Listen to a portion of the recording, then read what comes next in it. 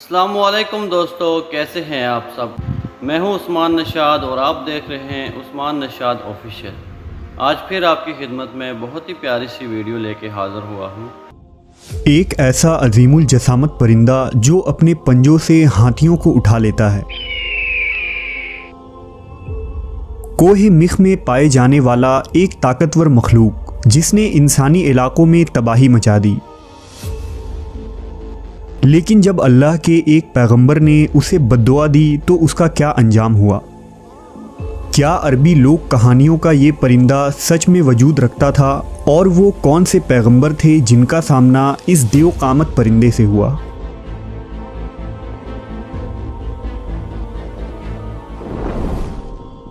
ہماری اس خوبصورت دنیا میں نہ جانے کتنے حسین اور حیرت انگیز راز پوشیدہ ہیں، جس کی جھلک ہمیں قدیم اساطیری کتابوں میں جگہ بجگہ ملتی ہے۔ انسانی تاریخ میں کئی اقسام کے عجیب و غریب مخلوقات کی کہانیاں مشہور ہوئیں جن پر انسانی دماغ کا یقین کرنا مشکل ہے، لیکن وہیں ان کے متعلق معلومات ہمیں ان کی طرف کھینچ لے جاتی ہے۔ انہی مافوق الفطری مخلوق میں ایک نام عنقا کا ہے۔ عنقا قدیم زمانے میں وجود رکھنے والا ایک عجیب و غریب پرندہ تھا۔ اس پرندے کی پرواز بہت دور دراز تک ہوتی ہے۔ کہا جاتا ہے کہ عنقا سورج کے غروب ہونے کے مقام پر پایا جاتا تھا۔ جسامت کے اعتبار سے یہ سب سے بڑا پرندہ تھا، یہاں تک کہ یہ اپنے پنجوں کی مدد سے ہاتھیوں کو اس طرح اٹھا لیتا جیسے چیل چوہے کو اپنے پنجے سے اٹھا لیتی ہے۔ کہتے ہیں کہ جب عنقا ہوا میں پرواز کرتا تو اس کے پروں سے ایسی آوازیں نکلتی تھی جیسے بجلی گرج رہی ہو یا زور کا سیلاب بہہ رہا ہو۔ یہ پرندہ 1000 سال تک زندہ رہتا تھا اور تمام پرندوں میں سب سے خوبصورت پرندہ تھا۔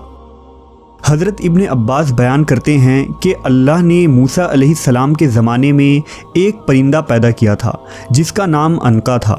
اس کے دونوں جانب 4 بازو تھے اور اس کا چہرہ انسانی چہرے کی طرح تھا۔ اللہ نے حضرت موسیٰ علیہ السلام کی طرف وحی بھیجی کہ میں نے 2 عجیب و غریب پرندہ پیدا کیا ہے اور ان کا رزق وہ جانور ہیں جو بیت المقدس کے آس پاس پائے جاتے ہیں۔ پس پرندے کے اس جوڑے سے عنقا کی نسل آگے بڑھی۔ جب حضرت موسیٰ علیہ السلام کی وفات ہوئی تو یہ پرندہ یہاں سے اڑ گیا اور اس نے حجاز کی سرزمین کو اپنا مسکن بنایا۔ روایتوں کے مطابق اس زمانے میں عرب کے شمالی علاقوں میں اہل رس کی قوم آباد تھی۔ اہل رس کے علاقے میں ایک پہاڑ تھا جسے مخ کہا جاتا تھا۔ ان پہاڑوں میں کثرت سے جانور اور پرندے رہتے تھے جن میں عنقا پرندہ بھی شامل تھا۔ یہ پرندہ اس پہاڑ پر سال میں 1 مرتبہ ہی آتا تھا۔ یہ پرندہ دوسرے پرندوں کا شکار کیا کرتا تھا۔ ایک دفعہ عنقا کئی مہینوں تک بھوکا رہا کیونکہ اسے کھانے کے لیے کوئی پرندہ نہ مل سکا، لہٰذا وہ اپنی بھوک مٹانے کے لیے اہل رس کے علاقوں میں آ گیا اور بچے کو اٹھا لیا۔ کچھ دنوں بعد دوبارہ اس نے ایک لڑکی کو اٹھا کر لے گیا۔ اس زمانے میں اہل رس کی طرف ایک نبی مبعوث کیے گئے تھے جن کا نام حضرت حنظلہ بن صفوان علیہ السلام تھا۔ پس لوگوں نے حضرت حنظلہ علیہ السلام سے عنقا کے بارے میں شکایت کی۔ اس پر حضرت حنظلہ نے عنقا کے لیے بددعا کی۔ پس عنقا پر آسمانی بجلی گری جس کی وجہ سے وہ جل کر ہلاک ہو گیا اور پھر دوبارہ کبھی اس نسل کا کوئی پرندہ اس دنیا میں نہ دیکھا گیا۔ مفسرین نے لکھا کہ اہل رس کو اہل رس اس لیے کہتے ہیں کیونکہ وہ جس علاقے میں آباد تھے وہاں ایک کنواں تھا۔ یہ کنواں ان سے پہلے کی قوم یعنی قوم سمود نے کھدوائی تھی۔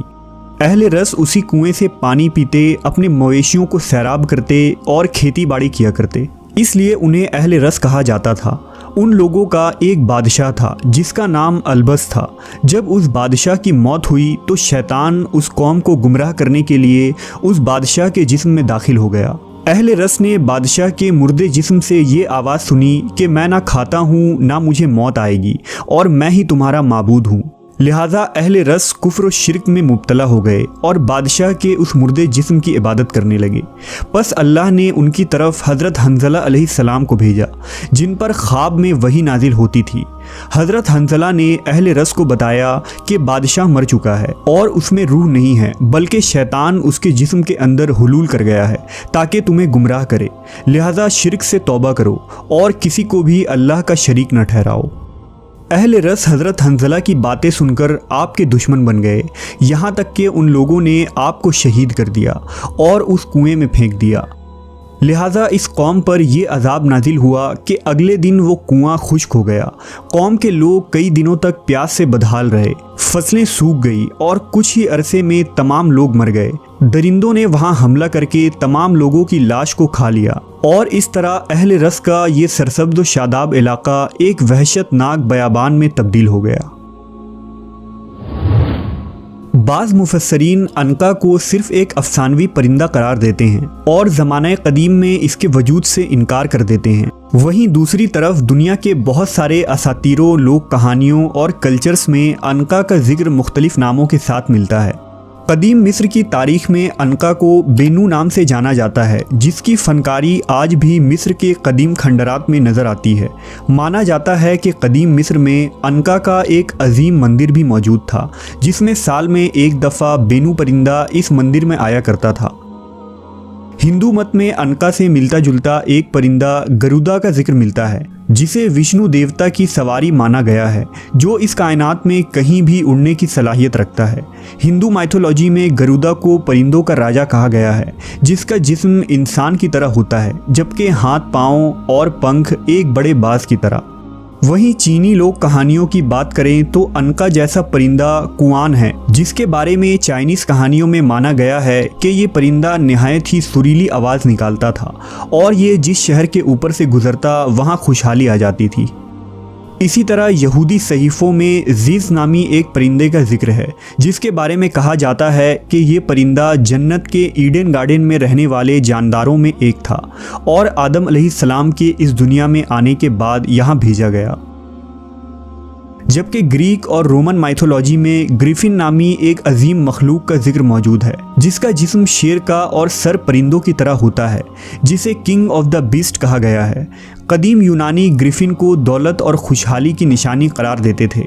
ग्रिफिन शुमाल के पहाड़ियों में रहा करता था, जहां यूनानियों के मुताबिक अपोलो देवता साल में एक मरतबा जाहिर हुआ करते थे और ग्रिफिन उनके खजानों की हिफाजत किया करता था। एक मशहूर मिथ के मुताबिक जब सिकंदर आज़म यानी अलेक्जेंडर द ग्रेट दुनिया फतह करने निकला तो इस तवील सफ़र के दौरान उसका सामना ग्रिफिन से हुआ, जिसे उसने पकड़कर कैद कर लिया। कहा जाता है कि सिकंदर उसके पीठ पर सवार होकर 7 दिनों के एक सफ़र पर भी रवाना हुआ था।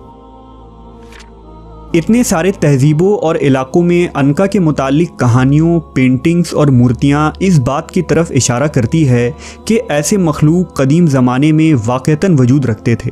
लेकिन मसला ये है कि हम इंसान इस दुनिया में तभी किसी बात पर यकीन कर पाते हैं जब हम उसे अपनी आँखों से देखें। यहाँ तक कि डायनासोर्स के वजूद को भी हम इंसानों ने तब माना जब हमें उसके बाक़यात मिले। लिहाजा मुमकिन हो कि मुस्तकबिल में हमें ऐसे बाक़यात या फॉसिल्स मिल जाएं जिससे ये बात साबित हो कि अनका का वजूद एक तारीख़ी हकीकत है। जी दोस्तों, तो आपने देखी आज ये बहुत ही खूबसूरत सी वीडियो। उम्मीद करते हैं कि आपके इल्म में इजाफ़ा हुआ होगा और आपको पसंद आई होगी, और सब्सक्राइब करना ना भूलें। मिलते हैं नेक्स्ट वीडियो में, तब तक मुझे इजाज़त दीजिए। अल्लाह हाफ़िज़।